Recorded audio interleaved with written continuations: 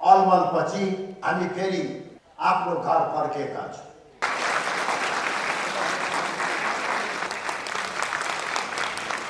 आज फागुन 7 गते राष्ट्रिय प्रजातन्त्र दिवस। यस अवसरमा म सर्वप्रथम त सम्पूर्ण नेपाली दाजुभाइ तथा दिदीबहिनीहरूमा प्रजातन्त्र दिवसको हार्दिक मङ्गलमय शुभकामना व्यक्त गर्न चाहन्छु। आजको दिनले नेपालमा प्रजातन्त्रलाई थप सुदृढ तुल्याउनको निमित्त प्रजातन्त्रले जनताको आत्मोन्नति गर्ने अवसर सुरक्षित गर्न सकोस् भन्ने शुभकामना समेत व्यक्त गर्न चाहन्छु। यही ऐतिहासिक दिनमा आज राप्रपा नेपालको औपचारिक रूपले घोषणा भइरहेको छ। यो घोषणा सभामा आफ्नो अमूल्य समय दिएर उपस्थित हुनुहुने तपाईहरु सबैमा र कारणवश यस सभामा उपस्थित हुन नसके तापनि राप्रपा नेपाल र राप्रपा नेपालले लिएको विचारप्रति आस्था, विश्वास र ऐक्यबद्धता प्रदर्शन गर्नुहुने सम्पूर्ण नेपाली दाजुभाइ तथा दिदीबहिनीहरूमा म हार्दिक कृतज्ञता व्यक्त गर्न चाहन्छु।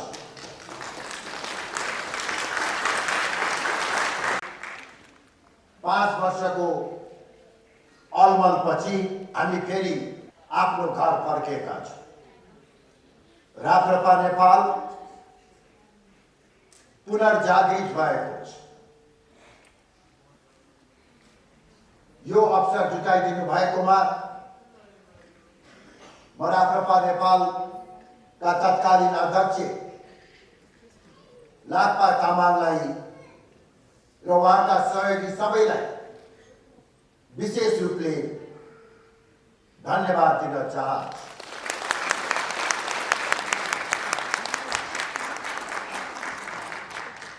राप्रपाको एकता महाधिवेशनबाट हामी पराजित भएको केही दिनपछि नै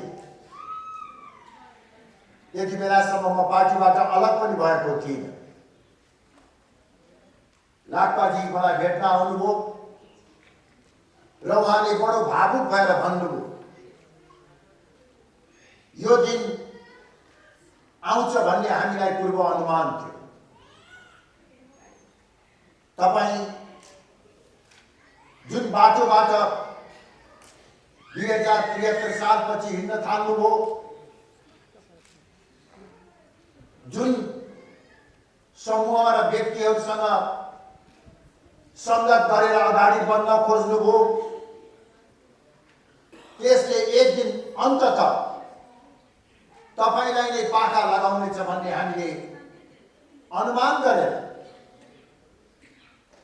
तपाईले राप्रपा नेपाल छोड्ने बित्तिकै हामीले राप्रपा नेपाललाई निरन्तरता दिएर राख्यौं। यो नासो तपाईको हो र अब नासो हामी तपाईलाई सुम्पन चाहन्छौँ भनेर अत्यन्तै भावुक भएर लाक्पा भाइले मलाई भन्नुभयो। त्यसको केही दिनपछि लाक्पा भाइ र आरामसिंह तामाङ दुवै आउनुभयो र फेरि त्यही कुरा दोहोऱ्याउनु। केही समयपछि म पार्टीबाट अलग भएपछि फेरि लाक्पा भाइ आउनु र अब तपाईले राप्रपाको नासो जिम्मा लिनु पर्यो भन्नुभयो। मैले सुरुमा त भने म पार्टीबाट अलग भएको छु, अब नयाँ सिर्जना गर्ने काम प्रयास गरिराखेका छौँ। त्यसपछि हामी सोचौँला भनेर भने, तर लाक्पाजीले त्यो प्रयास छोड्नु भएन र हाम्रा सहयोगी साथीहरूले पनि राप्रपा नेपाललाई पुनर्जागृत गर्नुपर्छ भन्ने सोचाइ राख्नु हो र अन्ततः हामी राप्रपा नेपाललाई पुनर्जागृत गर्न सफल भयौं र आज एक हप्ता बित्दा नबित्दै यो भव्य र उत्साहपूर्ण समारोहका बीच पार्टीको औपचारिक घोषणा गर्न पनि हामी सफल भएका छौं। म फेरि पनि लाक्पा तामाङ, मेरो मकवानपुर जिल्लाकै युवा नेता आराम सिंह तामाङ लगायत उहाँका सबै साथीहरूलाई फेरि पनि धन्यवाद दिन चाहन्छु।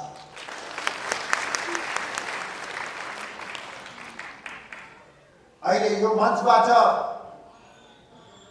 आफ्ना विचारहरू राखिरहँदा मलाई 2076 साल फागुन 29 गतेको सम्झना भइराखेको छ। यही मञ्चबाट तपाईहरुलाई सम्झना होला, मैले जिता हातमा लिएर राप्रपालाई कदापि फुटाउने छैन, फुट्न दिने छैन भन्ने कसम खाएको थियो। गीता हामी सनातन धर्मावलम्बीहरूको एउटा महान ग्रन्थ, पवित्र ग्रन्थ, त्यसलाई छोएर मैले राप्रपा कहिले नफुटाउने कसम खाएको मलाई सम्झना छ र धार्मिक र आध्यात्मिक मान्यतामा विश्वास राख्ने भएको कारणले गर्दा मलाई आज यो भन्दाखेरि खुसीको पनि अनुभव हुन्छ। मैले राप्रपा फुटाएँ।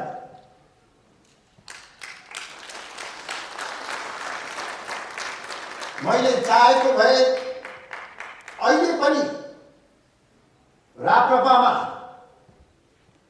हामी प्रति स्नेह, सद्भाव र समर्थन राख्ने बहुसंख्यक केन्द्रीय सदस्यहरू हुनुहुन्छ। कतिपय केन्द्रीय सदस्यहरूले विधान बमोजिम, कानून बमोजिम 40% पुर्याएर पार्टी फुटाउँ भन्ने सल्लाह पनि दिनुभएको थियो। तर मैले पार्टी फुटाउन चाहिए। पार्टी फुटाएर बलियो पार्टी बन्छ भन्ने मान्यतामा म विश्वास राख्दिनँ। वास्तवमा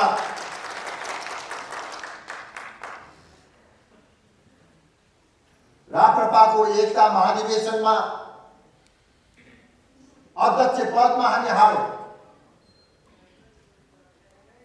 त्यो हारलाई हामीले सहृदयताका साथ स्वीकार गरेँ। नवनिर्वाचित अध्यक्षलाई मैले बधाई दिएँ, शुभकामना दिएँ र मैले केवल यति मात्र अनुरोध गरेँ कि राप्रपाको आन्तरिक मामिलामा जुन संस्थाप्रति हामी अगाध आस्था राख्दछौँ त्यही संस्थाबाट हस्तक्षेप भयो। तपाईँ जित्नु भएको छ, तपाईको मेरो कुनै प्रश्न छैन। 5 वर्षको लागि तपाईँ अध्यक्ष, म तपाईलाई सहयोग गर्न तयार छु। तर राप्रपाले परिकल्पना गरेको राज संस्था एउटा आदर्श अभिभावक, राजनीति भन्दा माथि उठेको, राष्ट्रियता र एकताको प्रतीकको रूपमा संविधान भित्र रहने सेरेमोनियल राज संस्था। त्यो संस्थाले कुनै एउटा दलको, एउटा गुट, एउटा व्यक्ति को पक्ष पोषण गर्दाखेरि हामीले परिकल्पना गरेको राज संस्थाको मान्यतामाथि आघात पुग्दछ। त्यस कारणले गर्दा यो विषयको निराकरण गर्नु पर्दछ भनेर मैले अनुनय विनय गरेँ। 2 पटक लिखित रूपमा दिए। मेरो त्यो अनुरोध केवल मेरो व्यक्तिगत अनुरोध मात्र थिएन। देशभरिका धेरै ठूलो संख्याका पार्टी कार्यकर्ताहरूको भावना त्यसमा गाँसिएको थियो। तर त्यसलाई नजरअन्दाज गरेर मेरो एउटा सामान्य मागलाई रद्दीको टोकरीमा फाल्ने काम गर्यो। त्यसपछि एक पक्षीय ढङ्गबाट, पूर्वाग्रहपूर्ण ढङ्गबाट पार्टी सञ्चालन गर्ने कामहरू भयो। हामीलाई योजनाबद्ध रूपमा पाखा लगाउने, पार्टीबाट धकेलेर पर पुर्याउने परिस्थितिको निर्माण भयो। यसरी जब राप्रपा सैद्धान्तिक रूपमा विचलित हुन थाले, संगठनात्मक रूपमा गलत प्रवृत्तिहरू हावी हुन थाले, त्यो अवस्थामा यो पार्टीको संस्थापक नेता भएको नाताले 63 साल पछिको अत्यन्तै कठिन घडीमा पार्टीलाई नेतृत्व दिएर विचार प्रदान गरेको नाताले मैले निरीह, लाचार र अपमानित भएर पार्टीको पतनलाई हेरिराख्न सक्ने छुट र अनुमति मलाई थिएन। त्यो अवस्थामा मैले बाध्य भएर पार्टीबाट अलग हुनु पर्यो। मेरा अगाडि 2वटा विकल्पहरू थिए। अब जे भयो भयो, राजनीतिबाट बिस्तारै विश्राम लिएर बस्छु। तर मेरा सहयोगी शुभचिन्तक साथीहरूले मलाई त्यो विश्राम लिने अनुमति दिनु भएन र मेरो अन्तरात्माले पनि त्यो विश्रामको विकल्पलाई उपयुक्त ठहराए। हामीले नेपालको राष्ट्रिय राजनीतिमा फरक विचार र अलग पहिचानको शक्ति निर्माण गरेका थिए। एउटा वैकल्पिक विचार हामीले दिएका थिए। त्यो विचार समाप्त भइराख्ने र पार्टीका कार्यकर्ताहरू पलायन भएर जाने अवस्था उपयुक्त नभएको पृष्ठभूमिमा हामी अलग भयौं। अलग भएपछि पार्टी फुटाउने प्रश्न आयो। मैले फेरि नयाँ पार्टी पनि बनाएँ। म अलग भएपछि पहिले नै खडा भइराखेको हाम्रो नासोको रूपमा जगेर्ना र संरक्षण गरिराख्नु भएको पार्टीमा सहभागी भयौँ र त्यसलाई पुनर्जागृत गर्ने काम गर्यौँ। त्यस कारणले गर्दा हामीले पार्टी फुटाएका छैनौँ। पार्टीबाट अलग भयौँ, एउटा पार्टीमा सहभागी भयौँ। स्वाभाविक हामीले जुन विचार र जुन मान्यता बोकेका थियौँ त्यसको पक्षमा अहिले पनि देशभरि धेरै ठूलो संख्यामा सहयोगी, समर्थक, शुभचिन्तक जनताहरू छन्, कार्यकर्ताहरू छन् र यो राप्रपा नेपालमा हामी सहभागी भएर राप्रपा नेपाललाई पुनर्जागृत गर्ने निर्णय गर्ने बित्तिकै 5 दिन बित्दा नबित्दै 6वटा भातृ संगठनहरू राप्रपा नेपालमा आबद्ध हुनुभयो र अहिले देशभरि स्वस्फूर्त रूपमा जिल्ला जिल्लामा पार्टी कमिटीहरू खडा भइरहेका छन्। घात गर्ने छैन, कदापि धोका दिने छैन र यो अभियान र यो यात्रालाई सशक्त ढङ्गबाट अघि बढाउने म प्रण गर्दछु। एकछिन राख्नु भयो, अहिले सकेपछि गर्ने।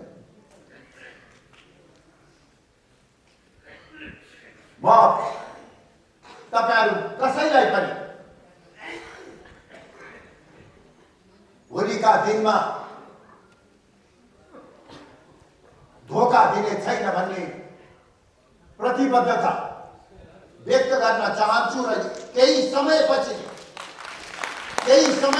नै राप्रपा नेपाललाई देशको एउटा जीवन्त राष्ट्रवादी प्रजातान्त्रिक शक्तिको रूपमा खडा गर्न सक्नेछौँ भन्ने विश्वास पनि दिलाउन चाहन्छु।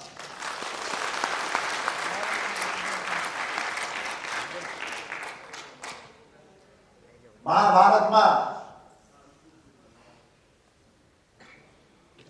5 पाण्डवले 5वटा गाउँ मात्र माग्दाखेरि पनि त्यसलाई अस्वीकार गरेपछि महाभारतको युद्ध भयो, कौरवहरूको विनाश भयो। हामीले सामान्य माग राखेका एउटा वक्तव्य दिएको तर त्यसलाई उपेक्षा गरेर हामीलाई राजनीतिक रूपमा नै समाप्त गर्ने जुन प्रयास गरियो, यो अवस्थामा हामीले महाभारतको युद्धका बेलामा भगवान श्री कृष्णले अर्जुनलाई दिनुभएको अर्को उपदेशहरूको सम्झना गरिराखेका छौँ। गलत प्रवृत्तिको विरुद्धमा आत्मसमर्पण होइन, सशक्त प्रतिवाद गर्नुपर्दछ र आवश्यक पर्यो भने युद्ध पनि गर्नुपर्दछ भन्ने भगवान श्री कृष्णले हामीलाई बताउनुहुन्छ। यसर्थ यो राप्रपा नेपालको अभियान भगवान श्री कृष्णको निष्काम कर्मको सन्देशलाई बोकेर आफ्नो स्वधर्मको निर्वाह गर्ने क्रममा अघि बढ्ने कुरा म यहाँलाई निवेदन गर्न चाहन्छु।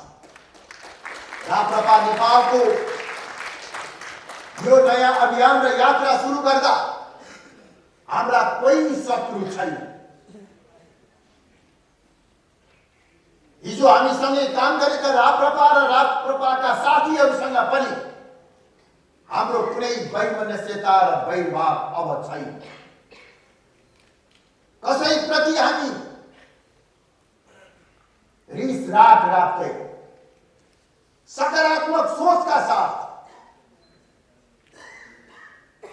हामी अघि बढ्दछौँ। हामीमा कसैप्रति नकारात्मक भावना हुने छैन।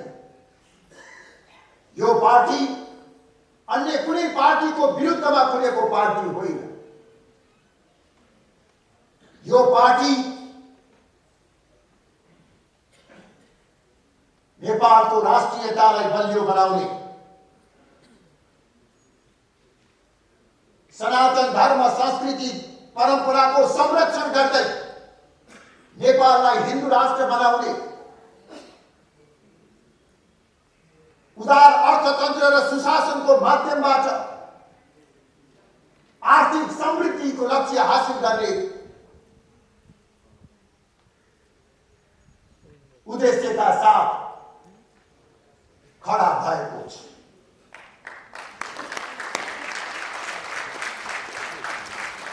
राप्रपा नेपालको आफ्नो आदर्श 2063 सालमा जब सिङ्गो मुलुक गणतन्त्रमय भएको थियो, धर्मनिरपेक्षतामय भएको थियो, संघीयतामय भएको थियो, त्यो बेलामा हाम्रा कैयौं साथीहरू नदीको प्रवाहसँगै बग्न रुचाउनु भयो। हामी नदीको प्रवाहको बीचमा उभिएर यो बाटो गलत छ भन्ने हिम्मतका साथ राप्रपा नेपालको स्थापना गर्यो। हामीले कति सङ्घर्ष गर्नु पर्यो त्यो मैले साथीहरूलाई बताइराख्नु पर्ने जरुरी थिएन। राप्रपा नेपाल एउटा आदर्श हो, विचारको संवाहक।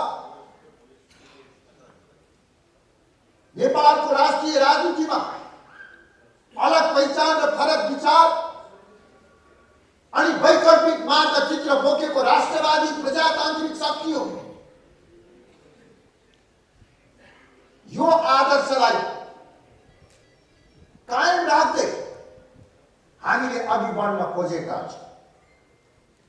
बीचमा करिब 5 वर्ष हामीले बाटो बिराए, गल्ती गरे। पार्टी ठुलो बनाउने नाउँमा असहज र अस्वाभाविक सम्झौताहरू हामीले गर्यौं। त्यो हामीले गम्भीर भूल गरेका थियौं। यो 5 वर्ष को अलमलमा हामीले आफ्नो पहिचान गुमायौं। यो 5 वर्षको अलमलमा हामीले राप्रपा नेपाल पार्टीको नाम गुमायौं। यो 5 वर्षको अलमलमा हामीले पार्टीको लोकप्रिय चुनाव चिन्ह गाई गुमायौं। यसरी हामीले बाटो बिराए, गल्ती गर्यौं। आज यो राप्रपा नेपालको अभियान प्रारम्भ गर्दा, राप्रपा नेपालको औपचारिक घोषणा गरिरहँदा म सम्पूर्ण नेपाली दाजुभाइ तथा दिदीबहिनीहरू समक्ष हात जोडेर विगतमा हामीले गरेका गल्तीका निमित्त माफी माग्न चाहन्छु। जुन गलत सम्झौता हामीले गर्यौं त्यसको परिणाम हामीले भोगिसकेका छौं। मान्छेबाट गल्ती हुन्छ, मबाट पनि धेरै गल्तीहरू भए। पार्टीको नेतृत्वको नाताले मैले ठिक ढङ्गबाट अघि बढाउन नसक्दाखेरि जुन गलत प्रवृत्तिहरूसँग सम्झौता गर्दाखेरि हामी राष्ट्रिय राजनीतिमा महत्त्वहीन, भूमिका विहीन हुन पुग्यौं। यसको सम्पूर्ण जिम्मेवारी मेरो। राप्रपा नेपाललाई विसर्जन गरेर गलत प्रवृत्तिहरूसँग सम्झौता गर्नु मेरो गम्भीर राजनीतिक भूल हो। 73 पछि पटक पटक सरकारमा जाने, अडिरहन नसक्ने अनेक किसिमका आरोपहरू मैले खेप्नु पर्यो। त्यसको पछाडिका बाध्यताहरू के थिए, कसो थिए कि त्यो भगवानलाई थाहा छ कि मेरो आत्मालाई थाहा छ। तर जे भए तापनि गल्ती हो। म सम्पूर्ण नेपाली दाजुभाइ तथा दिदीबहिनीहरूलाई फेरि पनि हात जोडेर माफी माग्न चाहन्छु र मलाई पुरा विश्वास छ नेपाली जनताले हामीलाई माफ गर्नेछन् र फेरि एकपटक हामीलाई विश्वास गरेर काम गर्ने मौका दिनेछन् भन्ने मैले आशा र विश्वास गरेको र अब राप्रपा नेपाल नयाँ ढङ्गबाट अगाडि बढ्दछ।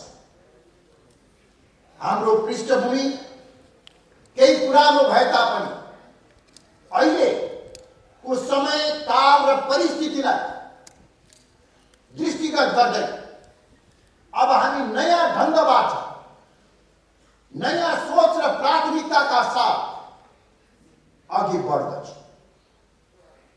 अब हाम्रो गन्तव्यको मुख्य एजेन्डा, हाम्रो यात्राको मुख्य प्राथमिकता संवर्धनवाद, सुशासन र समृद्धि हुनेछ। संवर्धनवाद अर्थात् यसलाई सरल ढङ्गबाट बुझाउने क्रममा हामीले सरल ढङ्गबाट भन्दा हिन्दू राष्ट्र, सुशासन र समृद्धि भन्दा पनि हुन्छ।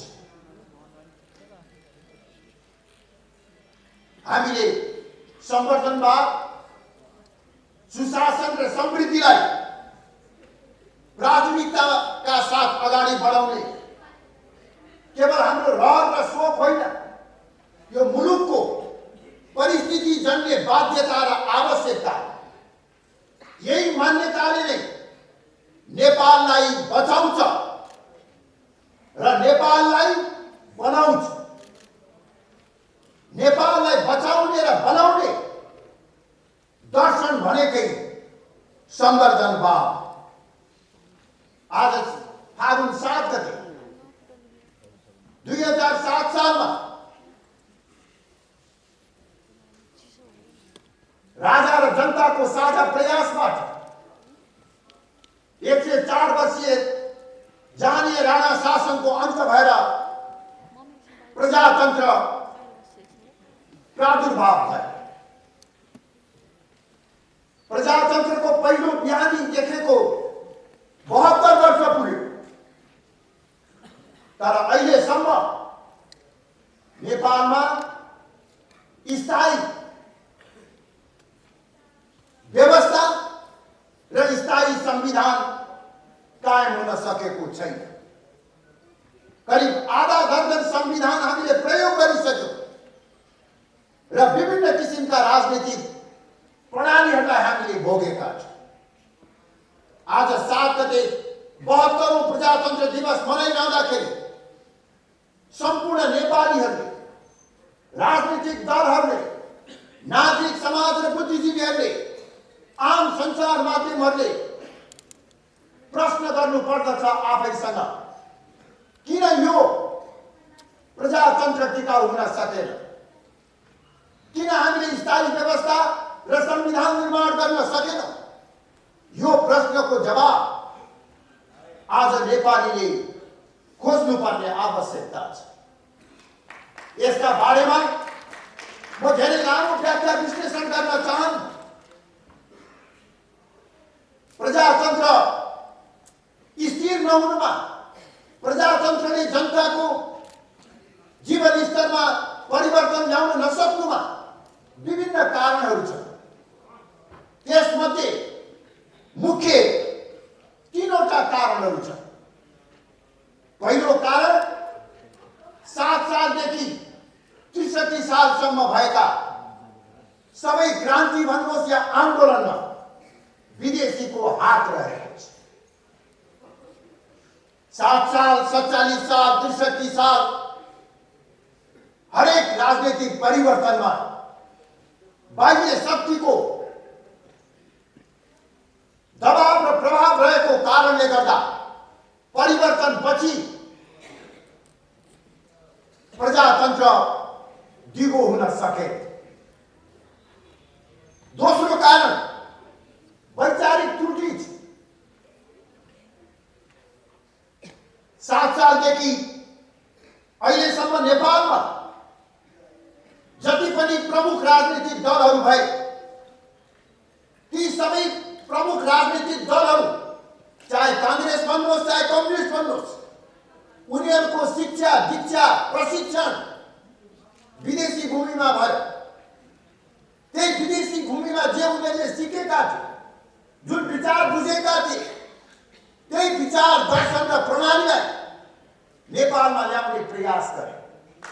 नेपालको सामाजिक सांस्कृतिक परिवेश, नेपालको गौरवपूर्ण इतिहास, हाम्रो प्राचीन सभ्यताको आधारमा मौलिक राजनीतिक प्रणाली विकास गर्नुको सट्टा विदेशबाट आयातित विचार र मान्यतालाई नै हामीले प्राथमिकता दिनुहोस्। चाहे समाजवाद भन्नुहोस्, चाहे साम्यवाद भन्नुहोस्, चाहे मार्क्सवाद भन्नुहोस्, चाहे पुँजीवाद भन्नुहोस्, यो नेपाली धरतीको उपज होइन। यो पश्चिमा मुलुक भारत हुँदै नेपालमा आयात भएका विचार र मान्यताहरू, यसका आफ्ना केही सकारात्मक पक्षहरू छन्। म त्यसको विस्तृत टीका टिप्पणी अहिले गर्न चाहन्न, तर यी मान्यताहरूको विकास हुनु अगावै नेपालमा प्राचीन कालमा हजारौं वर्ष अगाडि हाम्रा ऋषि मुनिहरूले वैचारिक दर्शन विश्वलाई दिएका थिए। यही भूखण्डमा, यही हिमवत खण्डमा, यही पावन भूमिमा ऋषि मुनिहरूले तपस्या गरेर वेदको रचना गरे, उपनिषदको रचना गरे। यही वेद उपनिषदले जुन दर्शन दिएको छ, त्यो दर्शनमा समाज कसरी चल्छ, परिवार कसरी चल्छ, राष्ट्र कसरी चल्छ भन्ने मान्यताहरू छन्। त्यतापट्टि हाम्रा राजनीतिक दलहरूको ध्यान गए।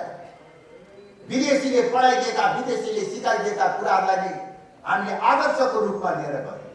त्यसैले नेपालमा प्रजातन्त्र दिगो नहुनुमा एउटा प्रमुख कारण वैचारिक त्रुटि पनि, र तेस्रो कारण राजनीतिक परिवर्तनसँगै आर्थिक परिवर्तन हुन सके। यिनै वास्तविकतालाई दृष्टिगत गर्दै हामीले संवर्धनवाद, सुशासन र समृद्धिलाई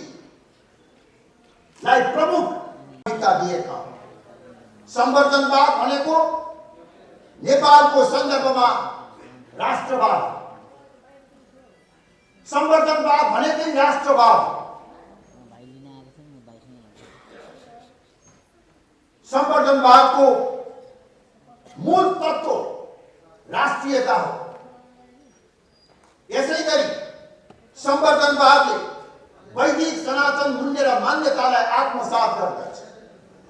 संवर्धनवादले हिन्दू राष्ट्रको मान्यतालाई आत्मसात गर्दछ। संवर्धनवादले समावेशी प्रजातन्त्रलाई आत्मसात गर्दछ। संवर्धनवादले समन्वयात्मक मानवतावादलाई आत्मसात गर्दछ र संवर्धनवादले जनमुखी उदार अर्थतन्त्रलाई आत्मसात गर्दछ।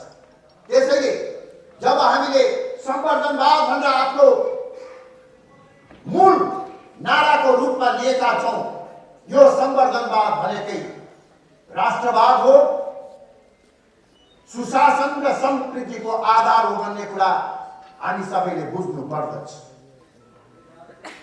हामीले हिन्दू राष्ट्रको कुरा गरेर धर्मको आधारमा राजनीति गर्न खोजेको होइन। हिन्दू राष्ट्रको माग गरेर केवल एउटा धर्मलाई मात्रै, हिन्दू धर्मलाई मात्रै राज्य जसले विशेष संरक्षण र सुविधा दिनुपर्छ भन्ने हाम्रो माग होइन। हामी सबै धर्मका बीचमा समानता, सबै धर्मलाई बराबरीको स्वतन्त्रता कायम राख्दै सबै धर्मसँग सद्भाव र सहकार्य गरेर हिँड्ने मान्यतामा विश्वास गर्दछ। सर्वधर्म समभाव र पूर्ण धार्मिक स्वतन्त्रता सहितको सनातन हिन्दू राष्ट्रको हामी कुरा गरेका छौँ। सनातन धर्म भन्नाले नेपालमा प्राचीन कालदेखि प्रचलनमा आएको हिन्दू धर्म बुद्ध धर्म, किराँत धर्म र प्रकृति पूजनलाई जो यो नेपाल धरतीमा हजारौं वर्षदेखि चल्दै आएको थियो, त्यो मान्यतालाई नै हामीले सनातन धर्म भनेर भनेका छौँ। यही सनातन धर्मलाई हामीले किन जोड दियौँ? हामीले धर्मको आधारमा राजनीति गर्न खोजेका होइन। हामीले पूजा आराधना उपासनाको अधिकारको कुरा गरेका होइनौँ।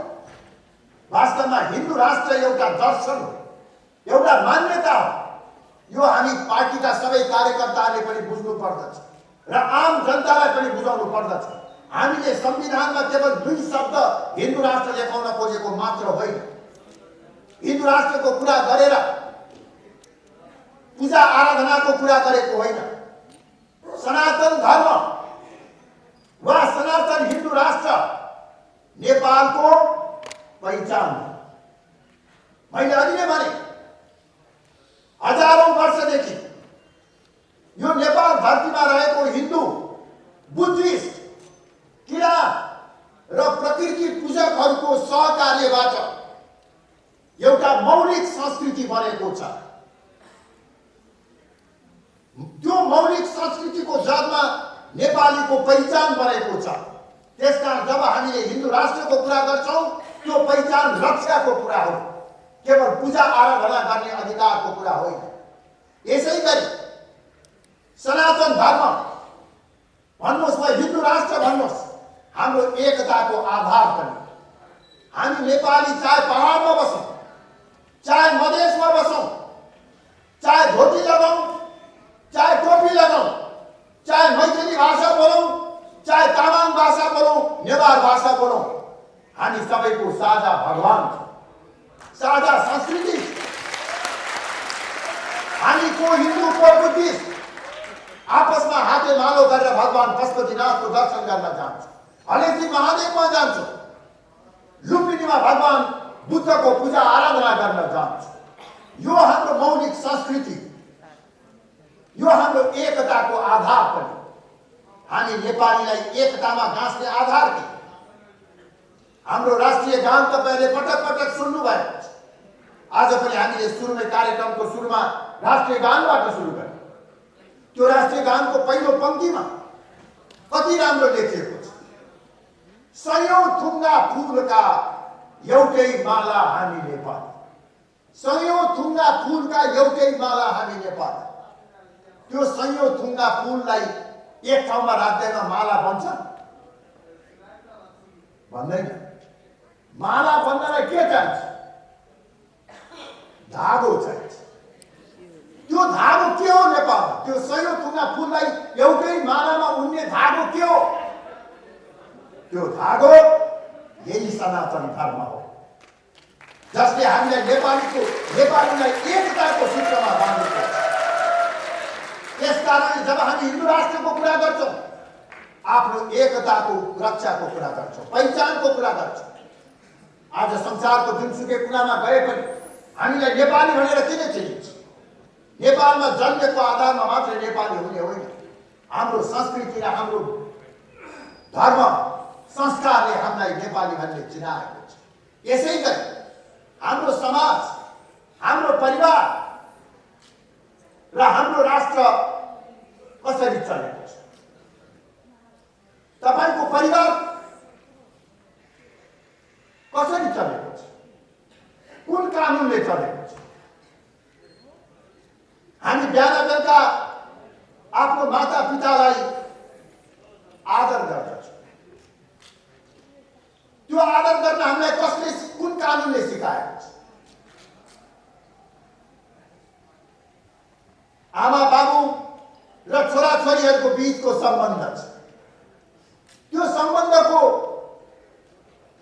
आधार के हो? श्रीमान र श्रीमती बीचको सम्बन्ध छ।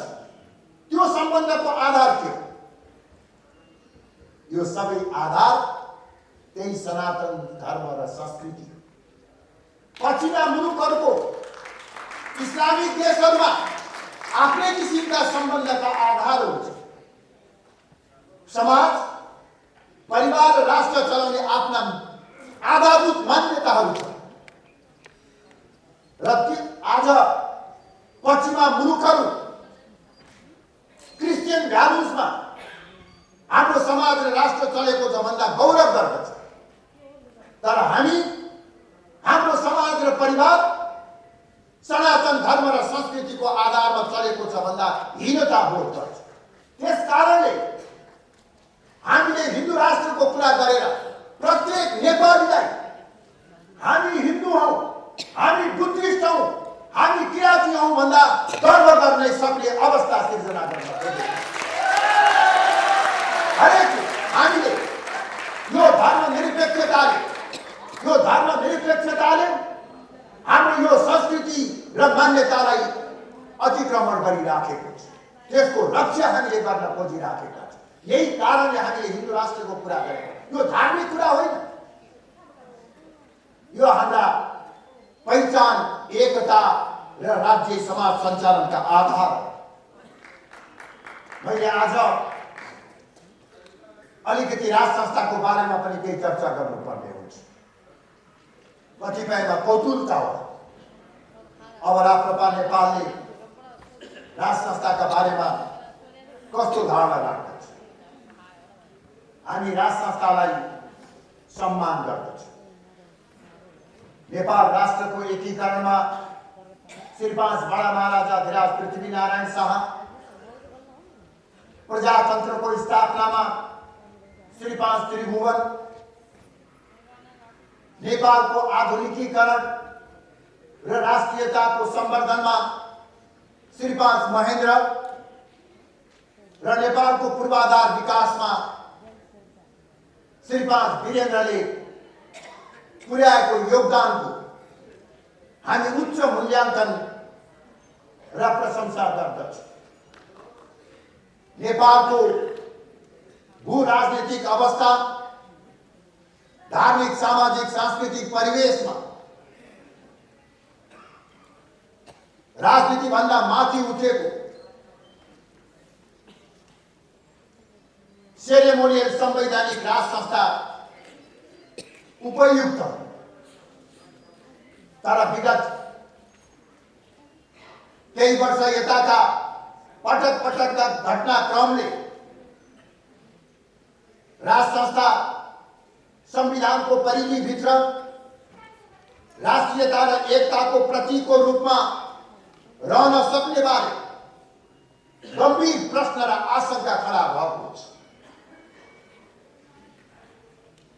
यो वास्तविकतालाई दृष्टिगत गर्दै राप्रपा नेपाल आगामी दिनमा राज संस्थालाई सम्मान गर्ने नीति अख्तियार गर्नेछ।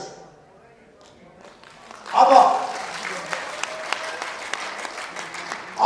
तर राप्रपा राजा वा राज संस्था केन्द्रित राजनीति होइन, जनता केन्द्रित राजनीति गर्दछ। राप्रपा संविधान र संवैधानिक व्यवस्थासँग सहकार्य गर्दछ र राप्रपा नेपाल लोकतान्त्रिक मूल्य र मान्यतामा विश्वास गर्दछ। यसमा कोही साथीहरू भ्रममा नपर्नको निमित्त पनि म अनुरोध गर्न चाहन्छु। राज संस्थाप्रति सम्मान,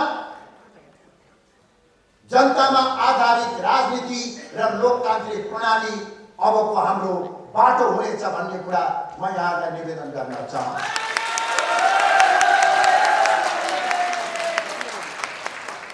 यस पृष्ठभूमिमा म राप्रपा नेपालको यो अभियानमा साथ, सहयोग र समर्थन दिनका निमित्त सम्पूर्ण नेपाली दाजुभाइ तथा दिदीबहिनीहरूमा विनम्रतापूर्वक आग्रह गर्न चाहन्छु। आज हामी सानो छौँ, हाम्रो धेरै ठुलो महत्त्वाकांक्षा छैन। नेपालको राष्ट्रिय राजनीतिमा अहिले वामपन्थीहरूको वर्चस्व रहेको छ। प्रजातान्त्रिक शक्तिहरू कमजोर रहेका छन्। यो अवस्थामा देशले एउटा बलियो प्रजातान्त्रिक यस्तो प्रजातान्त्रिक शक्ति जो जनताको सर्वोच्चतामा विश्वास गरोस्, यस्तो शक्ति जो मन, वचन र कर्मले राष्ट्रवादी होस्, यस्तो शक्ति जो सनातन धर्म संस्कृतिको रक्षाका निमित्त प्रतिबद्ध रहोस्, यस्तो शक्ति जसले सुशासन र उदार अर्थतन्त्रको धरातलमा नेपालको आर्थिक विकास र समृद्धिको सपनालाई साकार पार्न सकोस्। नेपाली जनताका ठूला चाहना छैनन्। आज गाउँमा गएर सोध्नुहोस्, जहाँ अधिकांश जनता बस्दछन्, सहर बजारमा बस्ने सामान्य नागरिकलाई सोध्नुहोस्, उनीहरूको धेरै ठुलो सपना छैन, धेरै ठुलो चाहना छैन। आज बहुसंख्यक नेपालीहरूको चाहना भनेको 2 छाक पेटभरि खान पाउने, एक सरो लुगा लगाउन पाउने, बिरामी हुँदाखेरि सजिलोसँग औषधि उपचार गर्न पाउने, आफ्ना छोराछोरीहरूलाई राम्रो शिक्षा दीक्षा दिन पाउने र आफ्नो योग्यता र क्षमता अनुसार गरी खान पाउने, यो आम नेपाली जनताको सपना। नेपाली जनताको यही सपनालाई पूरा गर्न सक्ने शक्ति राप्रपा नेपाललाई हामीले बनाउन खोजिराखेका छौँ। यसमा सबैको साथ र साथको निमित्त अनुरोध गर्न चाहन्छु। हिजो हामीसँगै काम गरेका साथीहरू बिना संकोच यो अभियानमा सहभागी हुनुहोस्। अन्य राजनीतिक दलहरूमा रहेका साथीहरू पनि यो नयाँ यात्रामा शरीक रहनुहोस् र देशलाई एउटा बलियो राष्ट्रवादी शक्ति बनाऊ। हामी लामो यात्रामा हिँडेका यो छोटो दूरीको यात्रा होइन। खेलकुदमा रुचि राख्नेहरूलाई थाहा हो, दौड 100 मिटरको पनि हुन्छ, 42 किलोमिटरको म्याराथन दौड पनि हुन्छ। हामी त्यही 42 किलोमिटर लामो म्याराथन दौडमा लागेका छौँ। समय लाग्न सक्छ, संघर्ष हुन सक्छ, तर हाम्रो भविष्य उज्जवल छ। आज यहाँ धेरै बहुसंख्यक युवाहरू हुनुहुन्छ। यो पार्टी युवाहरू हो। यो पार्टी अब मेरो निमित्त होइन, राजनीतिक जीवनमा उत्तरार्धका लागेका हामीहरूका निमित्त होइन, तपाईहरूको निमित्त। हिजोसम्म हामी एउटा साँघुरो सीमाभित्र बाँधिएका थियौँ। हिजोसम्म हामी एउटा सीमित परिधिभित्र थियौँ। अब राप्रपा नेपालले अवलम्बन गरेको नयाँ सोचको कारणले गर्दाखेरि यो हाम्रो सबै सीमा र परिधिहरू तोडिएको छ र हाम्रो क्षितिज अब ठुलो भएको छ। विगतमा हामी 8-10% जनमतभित्र आफूलाई हुर्काउने प्रयास गरिराखेका छौँ। अब हामी 94% ओमकार परिवारको मान्यताको क्षितिजमा हामीलाई त्यो जनमतमा हामीले आफूलाई प्रस्तुत गरेका छौँ। यस कारणले गर्दा हाम्रो भविष्य उज्जवल छ। अन्तमा आफ्नो अमूल्य समय दिएर उपस्थित हुनुहुने सम्पूर्ण दाजुभाइ तथा दिदीबहिनीहरू, तपाईहरू सबैमा प्रत्यक्ष प्रसारण हेरिरहनु भएका सम्पूर्ण देश विदेशमा रहेका दाजुभाइ तथा दिदीबहिनीहरूमा, सम्पूर्ण नागरिक समाज, बुद्धिजीवी र आम सञ्चार माध्यममा म राप्रपा नेपाल आराम तामाङज्यू दाई, कैलाश पटवालज्यू, तेज दाई, यहाँ हाम्रो बर्तौला दाई लगायतका सम्पूर्ण मेरा राप्रपा नेपालका टिमलाई मुरी धन्यवाद दिन चाहन्छु। साथै नमन। 2074 सालमा राप्रपा परित्याग गरेर राप्रपा नेपाल दर्ता गर्नु त्यति सहज थिएन। धनकुटाबाट एक्लै झोला बोकेर काठमाडौँमा आइरहँदाखेरि काठमाडौँमा बस्नको लागि मसँग कोठासम्म थिएन। पार्टी कार्यालयकै एउटा सानो कोठामा स्मरण छ ती अतीतका दिनहरू जब म 3 दिनसम्म भोकले छटपटिँदै बसिएको थिएँ। गोजीमा 20 रुपैयाँ नभएर निर्वाचन आयोग जाँदाखेरि कैयौँ पटक मैले पैदल यात्रा गरेको छु। भोक प्यास सहनु परेको छ, घाम पानी सहनु परेको छ। त्यस समय म एक्लै हिँड्दाखेरि मलाई केही व्यक्तिहरूले पागल भन्थे, बौला भन्थे, अपहेलना गर्थे, हेला गर्थे, घृणा गर्थे। कैयौँले विचार भनेर सहयोग पनि गरे। सहयोगी सम्पूर्णलाई धन्यवाद। र त्यस समय मलाई पागल बौला भन्नेहरूलाई झनै मुरी धन्यवाद। ती विरोधीहरूको कारणले गर्दा मनमा यी लिएर अझ अगाडि बढ्ने मैले मौका पाएँ। मेरा दुःख पीडा र सङ्घर्षका कुराहरूलाई एकातिर राखेर आज जुन मलाई राप्रपा नेपाल बेचेर करोडौँ रुपियाँ लियो भन्ने आरोप लागिरहेको छ, ती विरोधीहरूलाई भन्न चाहन्छु राप्रपा नेपाल भनेको कमल थापाको पार्टी हो। मैले कमल थापालाई सुम्पिएँ। कसरी भगवान विभिन्न षड्यन्त्रको बावजुद 14 वर्ष वनवास जानु परेको थियो, ठिक त्यसरी नै यहाँ विभिन्न प्रपञ्च रचेर हाम्रो अध्यक्षज्यूलाई 5 वर्षको लागि वनवास पठाउनु भयो। आज अध्यक्षज्यू आफ्नै राप्रपा नेपालमा फर्किनु भएको छ। आजको घोषणा सभामा म विधिवत रूपमा राप्रपा नेपालका अध्यक्ष कमल थापा भएको घोषणा गर्दछु। राजनीति अर्थात् राज्य नीति, राजनीतिमा यो सायद नेपालको ऐतिहासिक पहिलो प्रयास हो कि राजनीतिमा लिन मात्र होइन दिन पनि जानुपर्छ। राजनीतिको अर्थ आफू शक्तिशाली बन्नु होइन, राजनीतिको अर्थ जनतालाई शक्तिशाली बनाउनु हो। राजनीतिको अर्थ आफू धनी बन्नु होइन, राजनीतिको अर्थ राष्ट्रलाई धनी बनाउनु हो। राजनीतिको अर्थ भ्रष्टाचार गर्नु भनेको आमाको खुन पिउनु सह भनेर भाषण गर्नु। म ती पात्रलाई आज प्रश्न गर्न चाहन्छु। मसँग त्यस्तो कुनै तथ्य प्रमाण त छैन, तर ती मेरो प्रश्न छ, तपाईले आफ्नो आमाको कति लिटर खुन पिउनु भयो? मसँग तथ्य प्रमाण नभए पनि म आफ्नो भगवान गौतम बुद्धको सन्तान हुँ। लामा गुरुहरू अगाडि हुनुहुन्छ, मलाई ढाँट्न आउँदैन। 3.25 करोड नेपाली जनताको टेबल साक्षी राखेर भन्छु कि कुनै समय 2073 सालमा म राप्रपा नेपालको धनकुटा जिल्ला उपाध्यक्ष भएर भ्रष्टाचार विरोधी अभियान सञ्चालन गर्दाखेरि निज पात्र महामन्त्री पदमा बसेर मलाई फोन गर्नुभएको थियो, भाइ त्यो अभियान तुरुन्तै बन्द गर, नत्र भए हाम्रो मान्छे पक्राउ पर्न सक्छ। त्यो अभियान सञ्चालन गर्यो भने तिमी पार्टीबाट कारबाही पर्न सक्छौ। धन्न भाग्यमानी थिए ती पात्र। मैले साधारण फोन बोकेको थिएँ, फोन रेकर्ड हुन सक्थ्यो। फेरि पनि उहाँलाई अर्को एउटा प्रश्न गर्न चाहन्छु।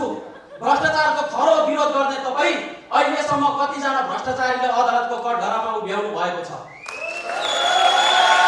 उत्तर म आफै दिन्छु। हात्तीको 2टा दारा हुन्छ, देखाउने र चपाउने। केही दिन अगाडि एमालेका अध्यक्ष केपी शर्मा ओलीले उहाँलाई बाछोको संज्ञा दिनुभएको थियो। आज म आफू एउटा अनुभवको आधारमा आफू ताइक्वान्डो ब्ल्याक बेल्ट फोर्डन भएको कारण त्यो अनुभवको आधारमा के भन्छु भने व्हाइट बेल्ट भएका खेलाडीले केराको थम्बा देख्ने हुँदैन, लात्तीले हान्नु थाल्छ।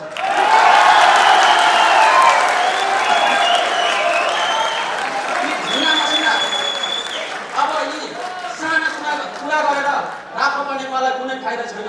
अब राप्रपा नेपाललाई एमाले, माओवादी, काङ्ग्रेस, एमालेको दयामायाले अध्यक्ष श्री कमल थापाको आशीर्वादले 1 सिट पाएको राप्रपाको त कुनै नगर उल्लासको लाग्छ। कुनै पनि शक्तिले राप्रपा नेपाललाई अगाडि बढ्न रोक्न सक्दैन, किनभने राप्रपा नेपालसँग भगवान बुद्धको आशीर्वाद छ, 3.25 करोड नेपाली जनताको साथ छ। अब राप्रपा नेपाल अगाडि बढ्यो।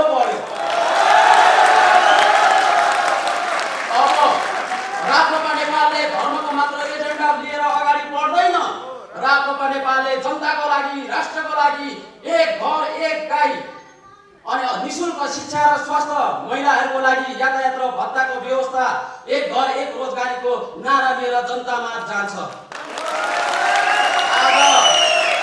आज हामीलाई सानो भनेर कसैले हेर्लान्, हामीलाई नहेर्ने हुन्छ। इतिहास साक्षी छ, 7 भोट ल्याउने इमरान खान पाकिस्तानका प्रधानमन्त्री बने।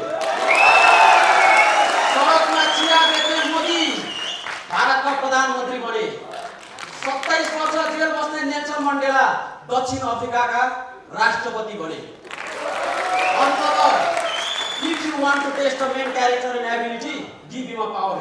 यदि कुनै पनि व्यक्तिको योग्यता र क्षमताको मापन गर्यो भने उनलाई एकपटक काम गर्ने मौका दिनुपर्छ। हामीलाई एकपटक काम गर्ने मौका दिनुहोस्। यो मौका पनि हामीले चुकायौं भने आदरणीय नेपाली जनता दाजुभाइ तथा दिदीबहिनीहरू, हामीलाई गाली मात्र हैन थप्पड हान्नुहोस्, हामी सहन्छौँ।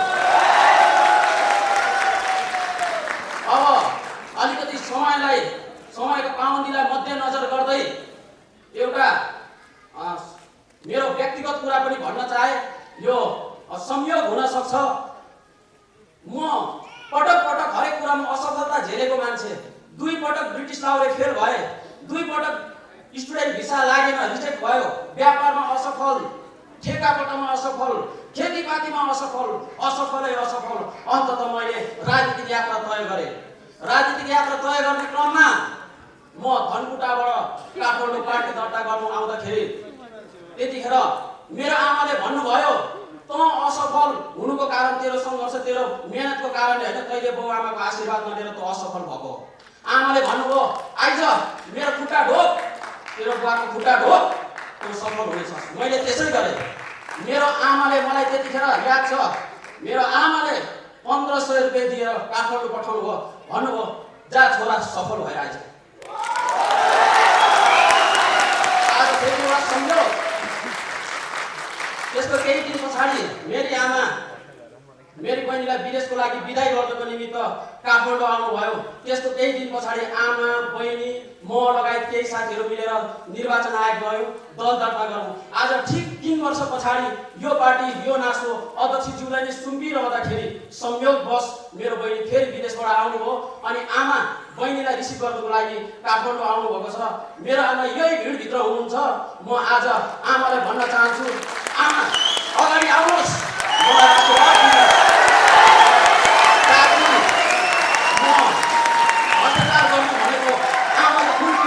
सरल मात्र होइन, साँच्चै नै भ्रष्टाचारीहरूलाई कारवाही गरेर यो देशलाई समृद्धि र सम्पन्न बनाउन सकौँ। आमा अगाडि आउनुहोस्, म आशीर्वाद दिन्छु। हाम्रो अध्यक्ष श्रद्धेय सम्माननीय अध्यक्षज्यूलाई हराए। अब हामीसँग के रह्यो? तत्कालको समयमा हामीसँग केही रहेन। तर हामीले सधैँ